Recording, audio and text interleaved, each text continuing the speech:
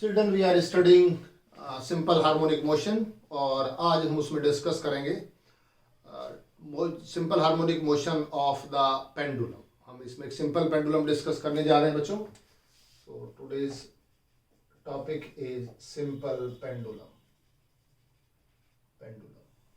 अब देखिए simple pendulum क्या होता है। It's very good example of executing simple harmonic motion. ये बहुत अच्छा प्रैक्टिकल एग्जांपल है, या थ्योरेटिकल भी आप कह सकते हैं, प्रैक्टिकल भी कह सकते हैं।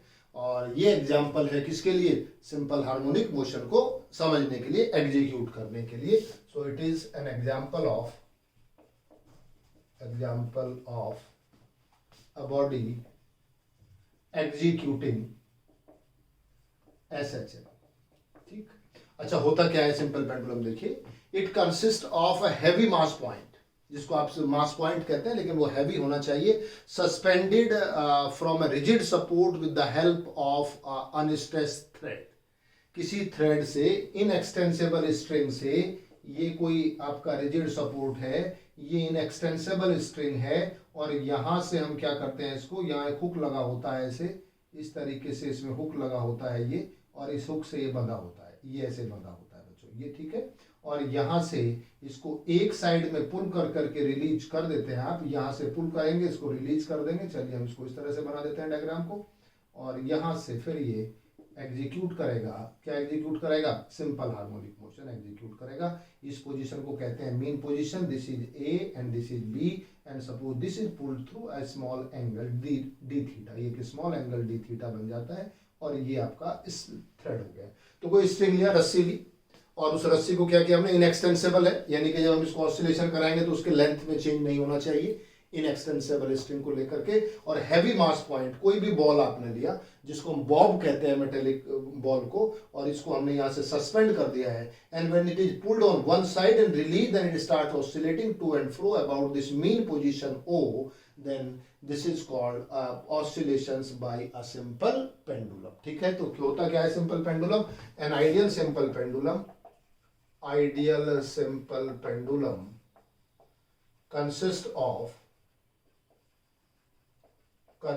of a heavy mass point। अब देखिए, वैसे तो हमने बॉल लिया है, हैवी मेटेलिक बॉल लिया है कि हैवी होता है, और हम जानते हैं उसका जो मास होगा कहाँ ले सकते हैं हम? सेंटर पे ले सकते हैं। तो उसको हम सेंटर ऑफ मास कहेंगे, और वर्टिकल पोजीशन में लेंगे तो सेंटर ऑफ ग्रेविटी भी कहेंगे। हैवी मास point suspended through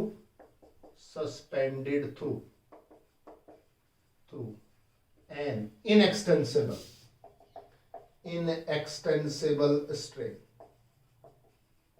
string oblique thread। ठीक है, इसे सस्पेंड कर देते हैं विद a rigid support,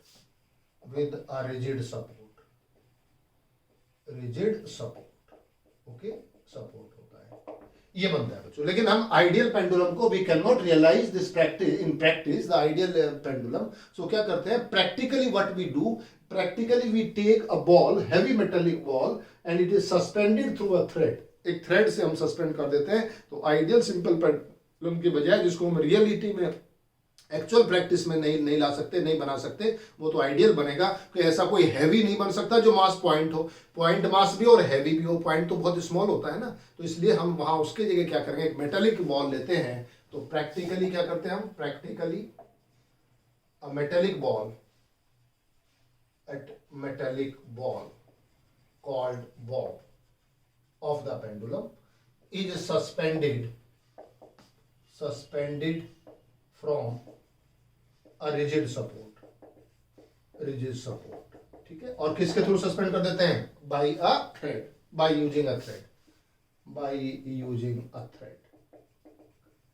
ये ले लेते हैं, ठीक है, ये हमने कर दिया। तो ये प्रैक्टिकली समझ आ गए।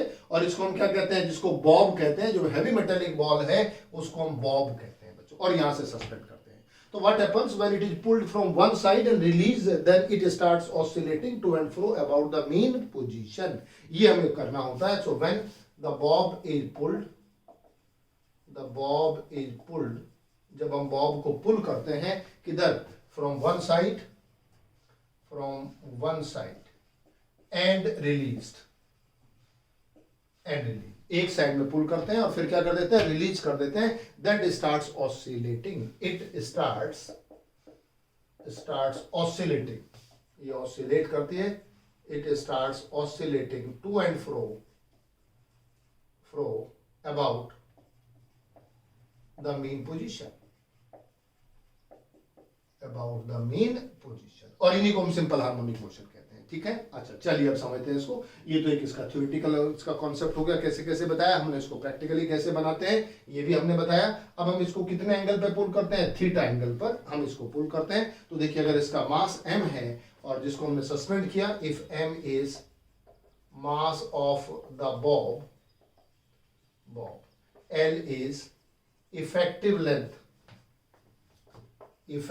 Length of the pendulum. अब देखिए इफेक्टिव लेंथ क्या होती है, इफेक्टिव लेंथ होती है it is the length of the thread, कहां से, from the point of suspension to the centre of the bob. ठीक है, अब इसमें क्या क्या इंक्लूड होता है इफेक्टिव लेंथ में, it is the actual length of the thread plus length of the hook. अगर यहाँ हुक से इस तरह से सस्पेंड होता है, अगर हम यहाँ हुक मान के चलते हैं यहाँ से, तो हुक से सस्पेंड हो जाएगा, ये हुक बनेगा। So the length of the thread plus length of the hook plus radius of this metallic Bob, तीन चीजें इसमें शामिल होंगी। क्यों, सेंटर से कहां लेते हैं, from centre to the point of suspended, इसे कहते हैं बच्चों, that is called effective length, effective length कहते हैं।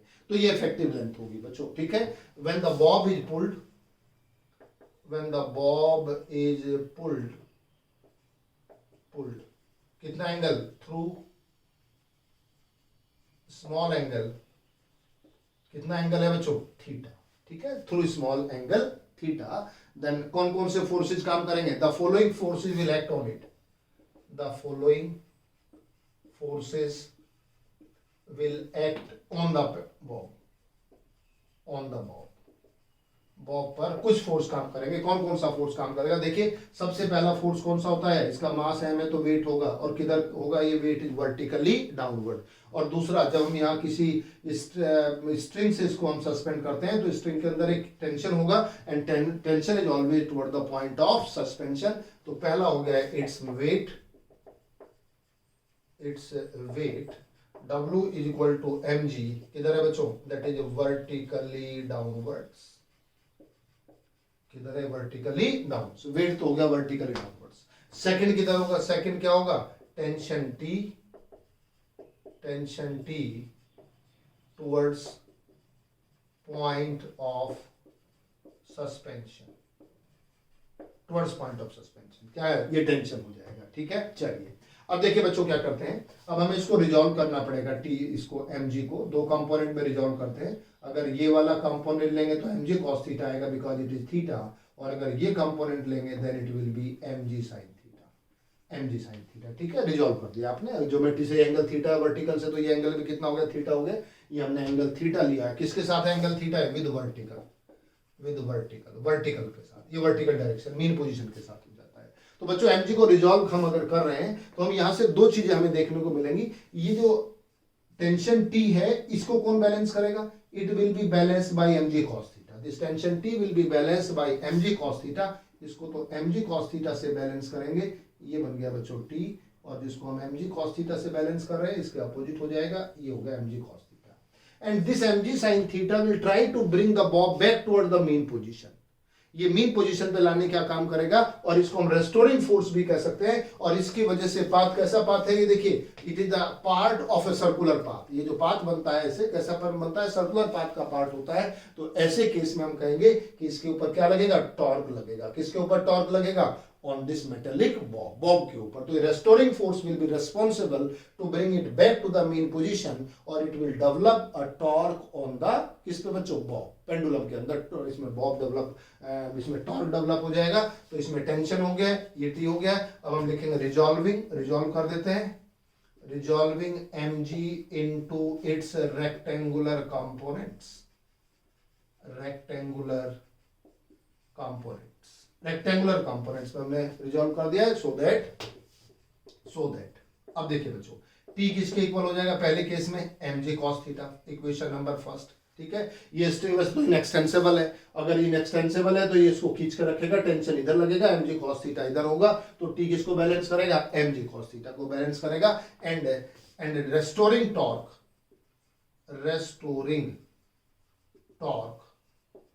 ऑन द पेंडुलम पेंडुलम और बॉब भी कह सकते हैं, टॉ इज इक्वल टू, बताइए कितना आ जाएगा, mg sin theta multiplied by its perpendicular distance from the point of suspension with negative sign। देखो ये तो हो गया restoring force, mg sin theta restoring force, ये तो फोर्स बन गया, फोर्स का एक कंपोनेंट है। लेकिन ये जो रेस्टोरिंग फोर्स है it will be converted into torque. जब कोई फोर्स किसी बॉडी को रोटेट कराता है तो वो किस में कन्वर्ट हो जाता है, टॉर्क प्रोड्यूस करता है, टॉर्क में कन्वर्ट हो जाता है। तो जब वो टॉर्क प्रोड्यूस करेगा, टॉर्क की बेसिक डेफिनेशन क्या है, it is the force multiplied by the perpendicular distance from the point of suspension और about the axis of rotation, from the axis of rotation लोगे बच्चों।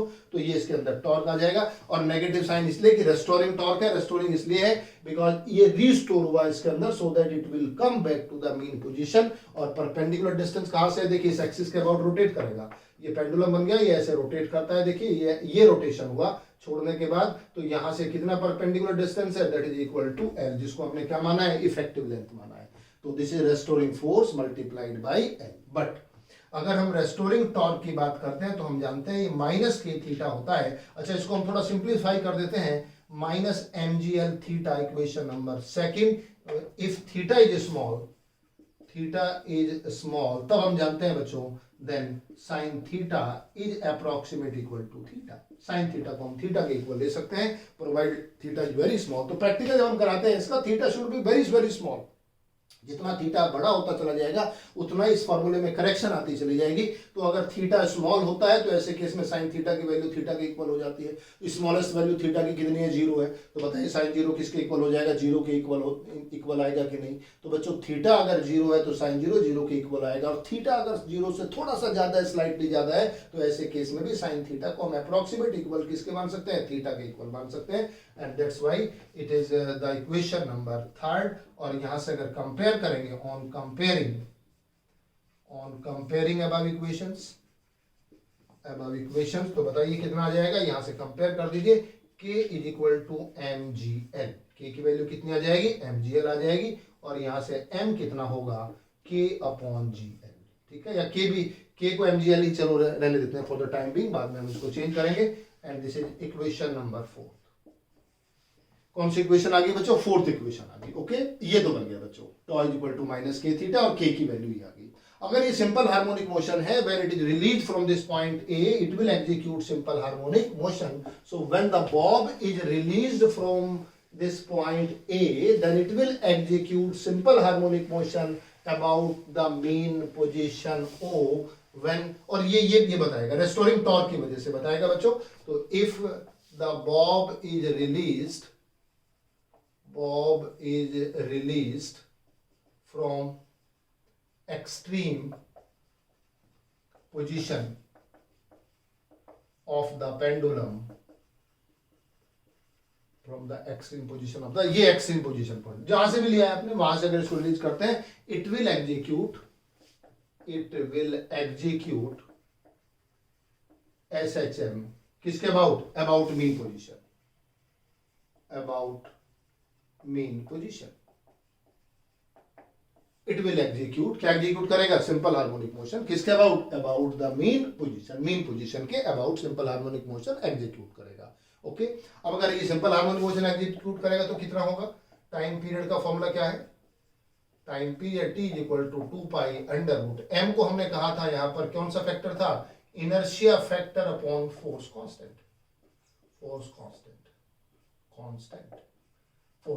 अब इनर्शिया फैक्टर इसमें कौन सा होगा, हमने बताया था लीनियर मोशन में तो मास होता है इनर्शिया फैक्टर, ट्रांसलेशनल मोशन में, और रोटेशनल मोशन में कौन सा होता है, क्या होता है, moment of inertia.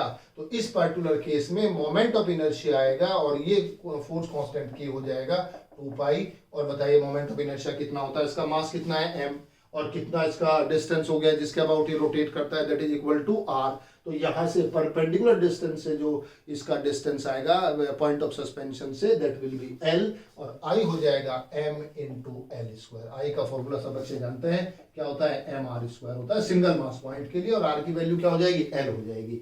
r is the perpendicular distance from the axis of rotation, ये एक्सिस ऑफ रोटेशन है, यहाँ से परपेंडिकुलर डिस्टेंस हो गया बच्चों l, M L square upon k, और k की वैल्यू कितनी आ जाएगी, mgl, यहाँ से आ जाएगी, और ये m कैंसिल हो जाएगा, एक l से l भी कैंसिल हो जाएगा, और ये आएगा 2 pi under root L upon g, और ये फॉर्मूला बन गया, और T is equal to 2 pi under root L upon g, ये फॉर्मूला बन गया। This is the formula for time period of simple pendulum. ये time period of simple pendulum का फॉर्मूला है बच्चों। कौन से वाला सिंपल पेंडुलम? जो सिंपल हार्मोनिक मोशन एग्जीक्यूट करता है, जिसमें से बॉब को एक साइड में पुल करने के बाद क्या कर देते हैं, रिलीज कर देते हैं। When the bob is pulled on one side and released, then it executes simple harmonic motion, और simple harmonic motion अगर execute करता है तो बच्चों इसमें फॉर्मूला बनेगा T is equal to 2 pi under root L upon G, ये formula बनेगा। इस तरीके से हम इसको क्या कर सकते हैं, डेराइव कर सकते हैं। अब देखिए इसमें कुछ हम स्पेशल केसेस लेते हैं बच्चों, कुछ स्पेशल केसेस डिस्कस कर लेते हैं। Come to special cases. तो फाइनल फॉर्मूला क्या हुआ हमारे पास, सिंपल पेंडुलम का जो हमारे पास फाइनल फॉर्मूला हुआ, और वो फॉर्मूला हो गया टाइम पीरियड के लिए, क्या फॉर्मूला हो गया, T is equal to 2 pi under root L upon g, ये फॉर्मूला बन गया हमारा। अब देखिए इस फॉर्मूले को देखने से क्या क्लियर है, क्या इस फॉर्मूले में कहीं मास है? नहीं है mass. It means this time period is independent of mass of the bob. Mass of the bob पर इंडिपेंडेंट है, मास पर डिपेंड नहीं करता है। तो पहला पॉइंट हो गया, first point, time period does not depend on the mass of the bob. Mass of the bob, Bob के मास पर डिपेंड नहीं करता है, इंडिपेंडेंट है। तो इसमें आपका हैवी मास पॉइंट हमने इसलिए दिया था इसमें, लेकिन वो हैवी मास पॉइंट में कितना मास हम एज्यूम कर रहे हैं वो हम इस पर नहीं लेते, इसमें कहीं शामिल नहीं होता, वो उस पर इंक्लूड नहीं करता। तो एक तो एम पर डिपेंड नहीं करेगा। दूसरा किस पर डिपेंड करेगा, देखिए टी किसके डायरेक्टली प्रोपोर्शनल है, square root of L, and second one is T is directly proportional to square root of L. यानी कि जैसे जैसे लेंथ इंक्रीज करेंगे, इफेक्टिव लेंथ इंक्रीज होगी, the time period of the simple pendulum will also increase. तो अगर हम इसका एक्सपेरिमेंट परफॉर्म करें और हम अलग अलग लेंथ के अगर हम इसमें से पेंडुलम बनाएं, पहले ये लेंथ का पेंडुलम है, फिर और बढ़ा दीजिए, फिर और बढ़ा दीजिए, और जब रिलीज करेंगे सेम पॉइंट से, तो सबका टाइम पीरियड डिफरेंट होगा, और लेंथ जितनी ज्यादा होगी टाइम पीरियड भी उतना ही इसका ज्यादा हो जाएगा। तो जितने स्मॉल लेंथ के पेंडुलम्स होते हैं उनका टाइम पीरियड स्मॉल होता है, और जब ज्यादा लेंथ वाले होते हैं उनका टाइम पीरियड भी कैसा होता है, लार्ज टाइम पीरियड होता है। तो टी प्रोपोर्शनल टू किसके हो गया बच्चों, स्क्वायर रूट ऑफ एल के हो गए। सो दूसरा पॉइंट ये हो गया। अब इसमें तीसरा एक और, इसी में यहाँ एक चीज और भी हम डिस्कस कर देते हैं, अभी बताएंगे उसको भी। थर्ड पॉइंट के लिए T is inversely proportional to square root of G. G के स्क्वायर रूट के इनवर्सली प्रोपोर्शनल होता है क्या, टाइम पीरियड होता है। अब देखिए पीछे हम पढ़ के आए हैं, जी का वेरिएशन होता है, दो तरह का वेरिएशन होता है, हाइट के साथ भी वेरिएशन होता है, और किसके साथ वेरिएशन होता है, डेप्थ के साथ वेरिएशन होता है। तो अगर हाइट पर जाते हैं, विद हाइट जिसको एल्टीट्यूड कहते हैं, एल्टीट्यूड एंड डेप्थ टी क्या करता है बच्चों, जी क्या करता है, इंक्रीज करता है। और जब जी तो डिक्रीज करेगा, डिक्रीजेस, और टी क्या करेगा, इंक्रीज करेगा। तो अगर आप माउंटेन के ऊपर जा रहे हैं या माइन में नीचे जा रहे हैं, दोनों ही केस में जी की वैल्यू डिक्रीज होती है, और टाइम पीरियड क्या होगा, इंक्रीज होगा। और अगर टाइम पीरियड इंक्रीज होगा, it will take longer time to complete one vibration. एक ऑसिलेशन को, एक वाइब्रेशन को कंप्लीट करने में इसका ज्यादा टाइम होगा। अगर हम पेंडुलम क्लॉक का एग्जांपल लें, अगर पेंडुलम क्लॉक है और उस पेंडुलम, क्वेश्चन ऐसे आता है, अगर पेंडुलम क्लॉक को आप माउंटेन पर ले जाते हैं या माइन में ले जाते हैं, then it is slow down. कैसा हो जाता है, स्लो डाउन हो जाता है। क्यों हो जाता है स्लो डाउन, जो इसका पेंडुलम क्लॉक होता है, it takes longer time to oscillate, और जब ज्यादा टाइम लगने लगेगा तो ये स्लो डाउन हो जाएगा। और स्लो डाउन को बच्चों फिजिक्स के लैंग्वेज में कहते हैं, इट विल लूज टाइम। ये टाइम को क्या करेगा, लूज करेगा, टाइम को खो देगा, कुछ टाइम को लूज करेगा, ये स्लो हो जाएगा। तो वो माइंड में भी स्लो हो जाएगा, और कहाँ हो जाएगा, ऊपर हाइट पर भी हो जाएगा। तो जो पेंडुलम क्लॉक होता है, पेंडुलम क्लॉक की वजह से जो टाइम आता है क्लॉक का, वो वेरी कर सकता है from one place to another place on the surface of earth, due to the structure और due to the different shape of the earth. The value of acceleration due to gravity is different for different locations. जो अलग अलग location होती है, उन अलग अलग location पर उसकी वैल्यू अलग अलग होती है। तो बच्चों एक तो ये वाला रीजन बन गया, जिसको हम पेंडुलम क्लॉक कहते हैं। तो पेंडुलम क्लॉक क्या करेगा, स्लो डाउन हो जाएगा। स्लो डाउन को क्या कहते हैं, it will lose time, lose करना कहते हैं। तो अगर स्लो हो जाए तो लूज करना हुआ, और अगर ये क्या होगा बच्चों, अगर ये फास्ट हो जाए then it will gain time, उसको गेन कहते हैं बच्चों। तो एक ये पॉइंट जी वाला हो गया। तो यानी कि जहां जहां जी के पैरामीटर्स आते हैं, उन सब में भी ये पैरामीटर्स क्या होगा, एप्लीकेबल होगा। अगर हम इसी को किसी उसमें इमर्स कर दे, when the pendulum bob is immersed in a liquid, in a fluid or liquid, oblique liquid of density rho naught. और बॉब की डेंसिटी क्या होती है, रो अगर हम मान लें, देन जी कितना हो जाएगा, g dash is equal to g 1 minus rho naught upon rho, where rho is किसकी डेंसिटी होती है, डेंसिटी ऑफ बॉब, ये बॉब की डेंसिटी. तो ये जी का वेरिएशन है, जी का फॉर्मूला होता है. तो जी की जगह क्या आ जाएगा, जी डैश आ जाएगा और फॉर्मूला बन जाएगा T is equal to 2 pi under root L upon g dash. ये फॉर्मूला बनेगा. Now T is equal to 2 pi under root L upon g dash. So इस तरह से टी डैश आ जाएगा and T dash will be different from T से बिल्कुल अलग हो जाएगा. और कितनी वैल्यू आएगा, कितना चेंज होगा टी डैश में, it will depends the density of the medium in which this is allowed to oscillate.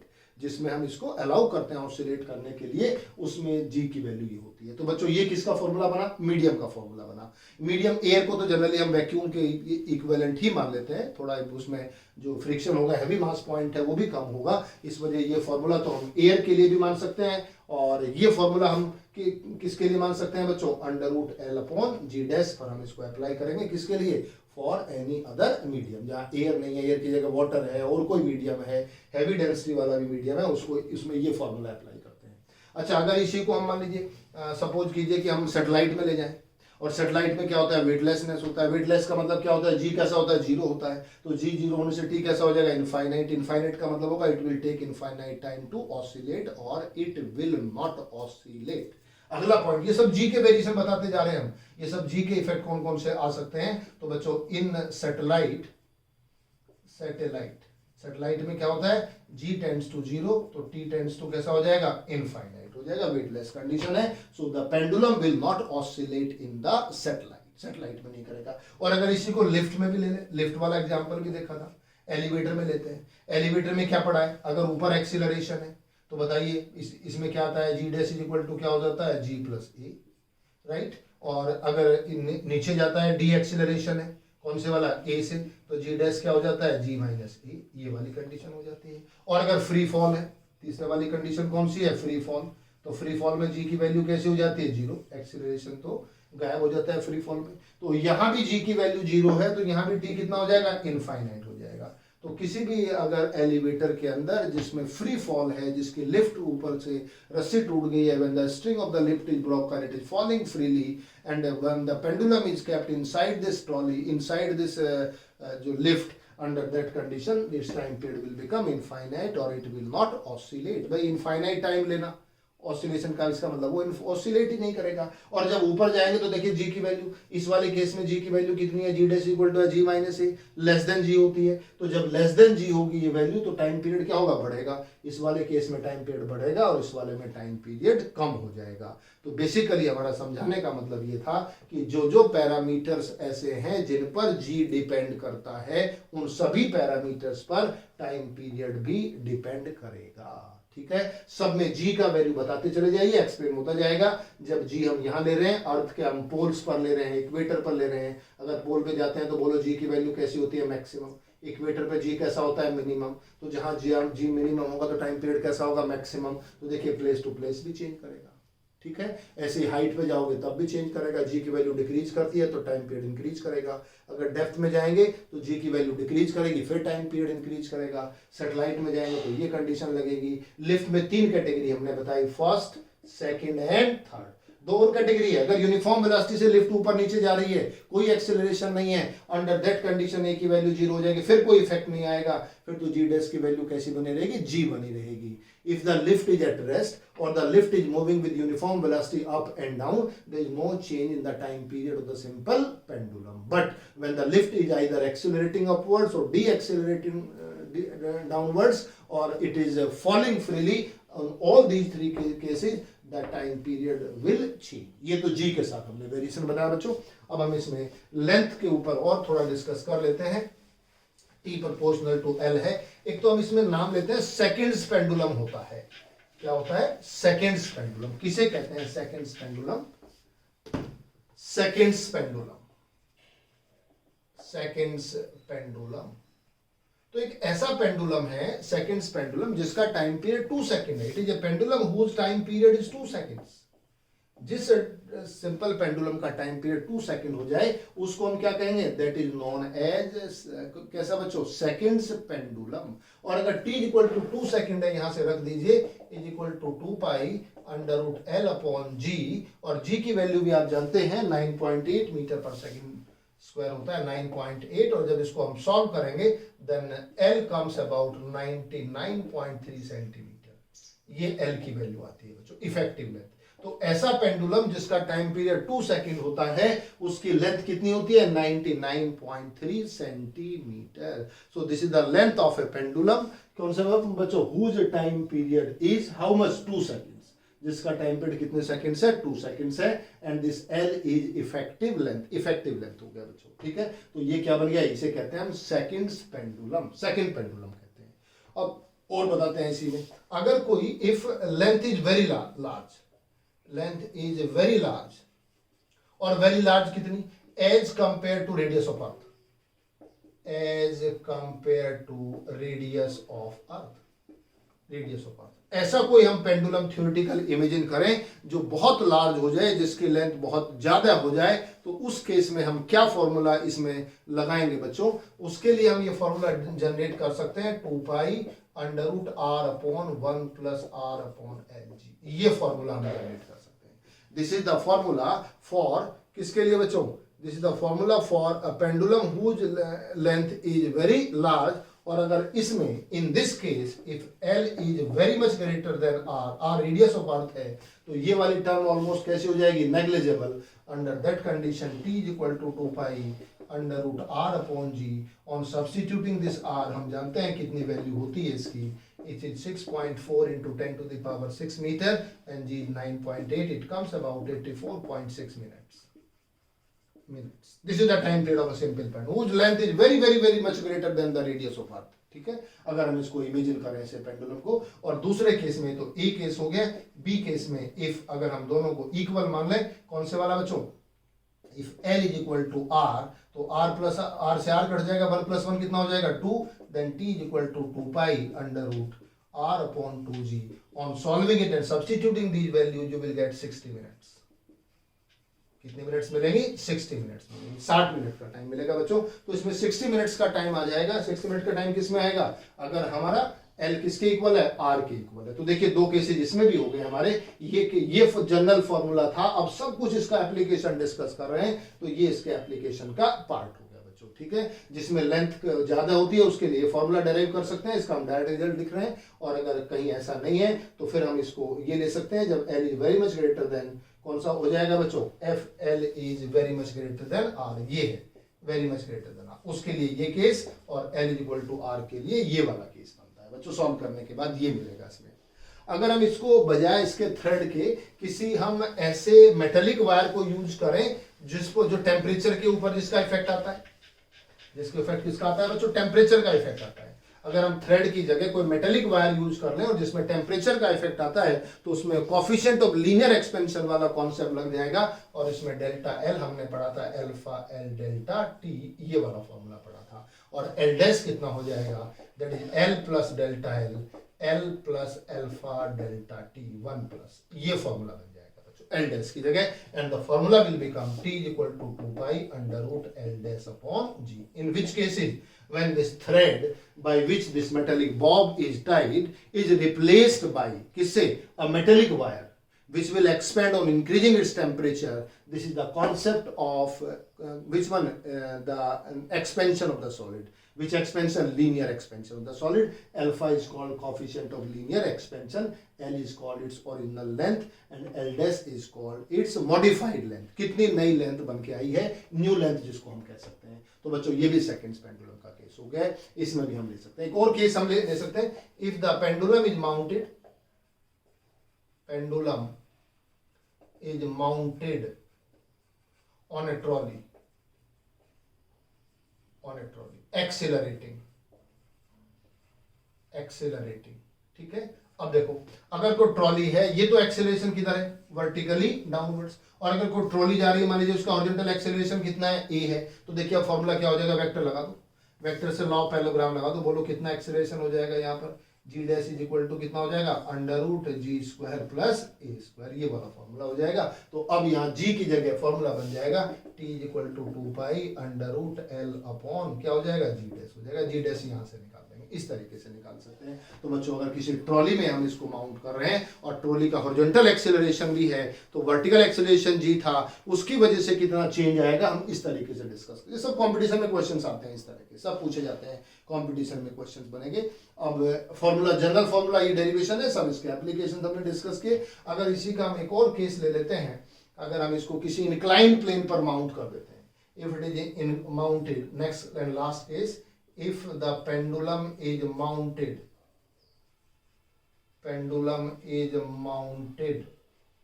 on an inclined plane, किस पे माउंट कर दिया हमने, इंक्लाइन प्लेन पर माउंट कर दिया। तो देखिए उस केस में t इक्वल टू कितना हो जाएगा, 2 pi under root L upon g cos theta. ये कोई हमने एंगल थीटा लिया यहाँ से, और यहाँ पर हमने पेंडुलम माउंट कर दिया। अब हमने जो पेंडुलम बनाया है यहाँ पर, वो पेंडुलम इस तरीके से पेंडुलम होगा। तो यहाँ जी का ये कंपोनेंट है, और इसके अलोंग ये जो कंपोनेंट बनेगा जी कॉस थीटा, और कौन सा कंपोनेंट बनेगा, जी साइन थीटा बनेगा। तो जी कॉस थीटा कंपोनेंट आ जाएगा। तो जो वर्टिकल कंपोनेंट, देखिए यहाँ वर्टिकल कंपोनेंट कितना है, वर्टिकल एक्सेलरेशन कितना है, जी है। अब यहाँ जब पेंडुलम लेंथ के अलोंग जो जी है, तो लेंथ के अलोंग कौन सा कंपोनेंट आएगा, जी का, जी कॉस थीटा आएगा। तो अब फॉर्मूला कितना बनेगा, L upon G cos theta. So these are the different cases in which we can find the time period of the simple pendulum. तो दो बातें यहाँ से समझ आई कि सिंपल पेंडुलम एक बहुत अच्छा एग्जाम्पल है। किसका एग्जाम्पल है, एग्जीक्यूटिंग सिंपल हार्मोनिक मोशन। और जब ये सिंपल हार्मोनिक मोशन को एग्जीक्यूट करता है तो इसका टाइम पीरियड कितना होता है, वो हम टाइम पीरियड इस फॉर्मूले से इस तरीके से हम कैलकुलेट कर सकते हैं बच्चों, right. So this is all about time period of a simple pendulum.